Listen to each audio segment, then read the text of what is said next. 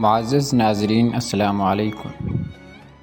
ناظرین، غازی اخوان سلجوقی کی سلطنت میں مجاہدین کا یہ ایک ایسا گریلا دستہ تھا جو غازی اخوان کے نام سے شہرت رکھتا تھا۔ یہ اپنی بجٹ، پلاننگ اور تمام معاملات میں خود مختار گروپ تھا، حتیٰ کہ یہ بادشاہ وقت کو بھی جواب نہ دیتا تھا۔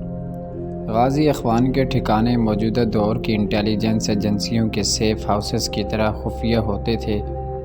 کسی کو نہیں معلوم ہوتا تھا کہ یہ کہاں سے آپریٹ کرتے ہیں۔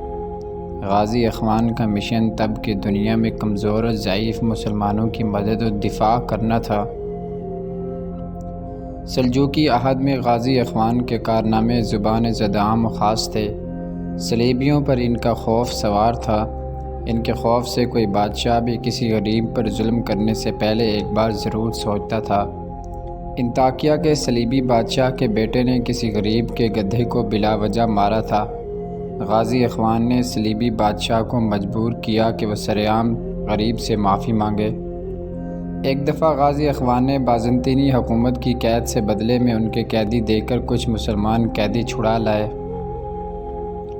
ان مسلمان قیدیوں میں ایک مسلمان عورت بھی تھی جس کے ساتھ ایک صلیبی فوجی نے رہائی کے وقت بدتمیزی کر لی تھی۔ اس مسلمان خاتون نے غازی اخوان کو شکایت کی۔ چند دن بعد غازی اخوان نے بازنطینیوں کے کئی نامور افراد کو قیدی بنایا۔ جب بازنطینی حکومت نے قیدیوں کی رہائی کے لیے رابطہ کیا تو غازی اخوان نے ایک انوکھی شرط رکھی۔ غازی اخوان نے اس مسلم عورت کی جوتی بازنطینی حکومت کے پاس بھیجی اور یہ شرط رکھی کہ یہ جوتی تم تخت شاہی پر رکھ کر پیش کرو گے۔ اس جوتے کے بدلے میں ہم تمہارے قیدیوں کو رہائی دیں گے۔ چونکہ قیدیوں میں بازنطینی بادشاہ کے مقربین اور اہم شخصیات بھی تھیں، لہٰذا کچھ پس و پیش کے بعد وہ تیار ہو گئے۔ چنانچہ چشم فلک نے یہ منظر بھی دیکھا کہ بازنطینی بادشاہ کی مسند پر ایک مسلم عورت کی جوتی تھی اور ایک مسلمان عورت کی جوتی کے بدلے صلیبی قیدیوں کو رہا کیا گیا تھا۔ مورخ نے جو دیکھا وہ لکھا۔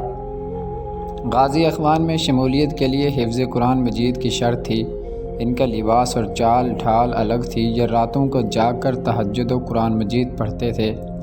ان میں کون کون تھے، یہ کتنے افراد کی جماعت تھی، یہ آج تک کسی کو نہ معلوم ہو سکا۔